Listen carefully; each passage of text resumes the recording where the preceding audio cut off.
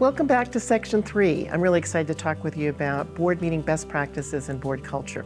Here's a quote that I really like from the Governance as Leadership book that helps describe the challenge for being a board member. Quote, board members need to come prepared, rise to the occasion, work diligently as a group, and expect to be intellectually taxed by complex and consequential questions. Let's talk about creating a board culture. High-performing boards have healthy board cultures. Culture means, it's been said, the way we do things around here. It's a mix of values, assumptions, beliefs, language people speak, their habits, and the norms of a group. And the culture will influence what people pay attention to, and as a result, what they do. Culture directs behavior and sends messages about what is valued. Exceptional boards institutionalize a culture of inquiry, meaning asking questions, mutual respect, and productive debate that leads to sound and shared decision-making on behalf of the organization. They seek more information, question assumptions, and challenge conclusions so that they may advocate for solutions based on good analysis. The relationship between board members sets the tone for all interactions at an organization. The web of relationships that are collectively more powerful than any single leader can be. Everyone in an organization is influenced by and co-creates the culture. So who's at the board table? Certainly the directors and trustees, board officers, the CEO, and the executive team. As a way to talk about effective or healthy board cultures, let me contrast it by some of the characteristics of an ineffective board culture. These can be the symptoms, if you will, of an ineffective board culture. If the meetings are not productive, if the board members appear disengaged or disconnected, if there's a sense of passivity or people are really reactive, if it's unclear what the priorities are for the board and the organization, if it feels like unanimous decisions are the norm, there's always a yes vote, or if there's a lack of commitment to the mission, those are all really important things to pay attention to. Additionally, if it appears that board members have a personal agenda that's not reflective of the entire board agenda, if the board has difficulty acting as one body as it makes its decisions, if the board isn't focused on continuous learning, that can be a symptom of ineffective culture. If there's any sense of scapegoating or politicking or interrupting people in a disrespectful way, and lastly, micromanagement, where the board is unclear about its role and is getting overly involved in management operations. Let's talk next about board meetings. So the board governs at its meetings, and that's why it's so important that meetings are effective and productive. In fact, the only time the board meets is in those monthly scheduled committee or board meetings. And that's why it's so important that board members prepare for and attend the meetings. Governance effectiveness is dependent on well-functioning committees. You'll find with most organizations there'll be different kinds of committees, perhaps a quality committee, a finance committee, and others. Boards rely on those committees to dig deeply into areas and to really do the heavy lifting for the board's work in specific areas, if you will. The committee responsibilities are usually defined broadly in the bylaws. Committees do their homework by studying issues and presenting well-thought-out recommendations to the full board for consideration and potentially vote or action. In general, committees review and recommend. Only the full board has the authority to approve or take action, which is exercised through voting when making decisions.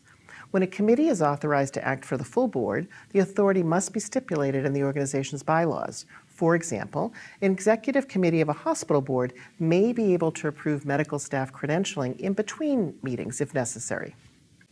Let's talk about what it looks like to have a well-designed meeting. The purpose of meetings is to inspire leaders and focus the board on the right conversations at the right time.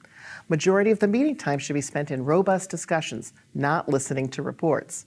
Meeting agendas should align with the strategic plan and include expected outcomes for each topic and what's being requested of the board. Packet materials should be prepared for the board to address the selected topic at the right level so board members can do their homework. It's expected that all members read materials in advance.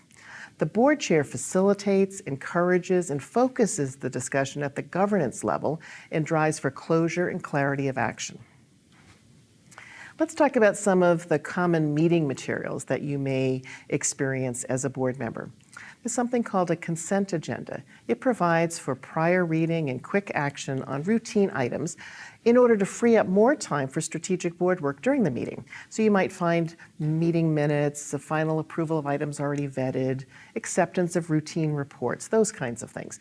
The items are grouped into one agenda, and then the entire set is approved in one motion. Then, of course, the meeting agenda, the roadmap, if you will, needs to be prioritized with the most important issues scheduled first, then other issues in descending importance. Then you'll find different kinds of dashboards, maybe for finance or quality, and it's really just a way to present in typically one page kind of the highlighted, color-coded key indicators to focus the board's attention on what's most important to focus on. Generally, what a board wants to focus on are things that are not trending in the right direction. Oftentimes, the executive team will put together a one-page summary, kind of a business case or a white paper that can be available prior to the meeting to support discussion. And then, of course, lots of time for strategic dialogue, time devoted to deliberation and debate of important issues that are really critical to the board's business. There may be some time for board development on a particular governance topic, how to continually become more effective. And then very important, like with any meeting, is to have some form of evaluation. And that can be done with a quick survey or just people talking about how the meeting went. But it's really about, are you leaving the meeting as a board member feeling confident in the overall performance of the organization? And do you feel you had opportunity for ample input? And would you change anything for future meetings? And then it's the responsibility of the board chair and the CEO to take that feedback into account and incorporate it for upcoming meetings. Let me offer a couple of rules of thumb, if you will, particularly if you are a newer board member, as a way to kind of focus your participation. Generally focus more on the future versus the past. Focus more on results and outcomes. Focus on issues versus activities. Focus on mission and vision alignment and the execution of the strategic plan. That's the domain of the board. Let's talk about ways to create some conditions for success. Good board members have a willingness to confront facts and evidence without taking a fixed point of view on what is right or wrong, or filtering out information that is uncomfortable. As a director or a trustee, you must create an environment where it's okay to talk honestly about what needs improvement or what is not working. Use the question or phrase, "What are we missing?" without assuming that you're missing something.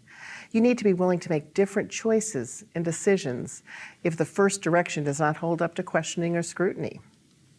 I mentioned earlier the importance of asking powerful and insightful questions.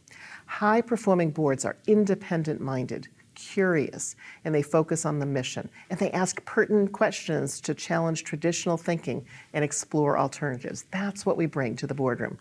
Questions you choose to ask will influence the opportunities in front of you to either expand or contract. One of the greatest skills new and experienced board members can cultivate is the ability to ask the right question at the right time. In many cases, this is more productive than offering what you believe is the right answer. So more questions. Let me give you some examples. Say you're trying to achieve some clarity. You might ask a question something like, well, what's not working and what do we need to do to change what we're doing? If you're looking to invite some perspective, another great question I mentioned earlier is what's missing? If you're looking for what voice, what perspective is not currently in the room. If you're trying to focus on planning, you might ask a question like, well, what would it take for this to happen, for this vision to be executed, come into being? And then if you're trying to align different perspectives, you might say something like, well, how is this perspective or decision or action that we're looking at related to our vision, as a way to hone in and help people make some decisions? Additional examples, say that you want to really focus on the strategic orientation because people have been focusing perhaps a little bit about the operations. You might say, well, what is the strategic issue behind this particular thing we're talking about? If you're trying to help people make a decision, and it seems like there are lots of challenges to that, you might say, well, what other choices do we have? Or it feels like people are stuck with not knowing what to do. And you don't have to be an experienced board member to ask that kind of question. Just, what other choices do we have to get more ideas on the table? A great question around measurement, once you've begun to think about a course of action, well, how will we measure success, both in the long term, but also along the journey, sort of the milestones, so that the board can measure that and monitor it over time. And then Communication is an essential part of the board's work on behalf of the organization, and it's always important to be thinking about, well, how will this new program, this decision, this change of direction, this new partnership be viewed by our community? So always with that sort of outside-in kind of perspective. Excellent governance is a critical ingredient for organizational success. Many organizations will form a governance committee as one of its committees to explore and share best practices. Let me share with you a couple of best practices for governance excellence. One is using a competency-based framework, both in terms of selecting and composing an effective board group to serve your organization. Then, of course, doing a really comprehensive orientation and onboarding process so new trustees are really accelerated to make their contribution. It's also important to do a periodic board self-assessment where the board actually assesses itself against governance competencies and best practices, and then actually create a development plan to build on any strengths and weaknesses that may have emerged. Many boards will have an annual retreat of some sort focused on effective governance and strategic planning. And of course, ongoing education is critical, both in terms of self-study. There may be programs that people attend or educational programs within the board meeting. And then being sure that the board policies really document the details of recurring board practices and actions, such as things like term limits and nominations. As we wrap up, I want to offer some thoughts about individually assessing how we're doing as a trustee. And I like to use the questions that are here on the slide for you as a basis for some personal reflection. So whether you're a new trustee or an experienced trustee, it's always good to sort of take a pulse, stop and pause and reflect how it is that we're contributing and if there are things that we can do to improve our board contribution. As we wrap up section 3, and we've talked about a variety of topics in this section: board culture, effective meetings, asking powerful questions, and governance excellence. Please take some time to capture your key takeaways, new learnings in your workbook. Make any notes about follow-up questions you may want to ask. We'll provide a variety of resources for you in your workbook for additional study.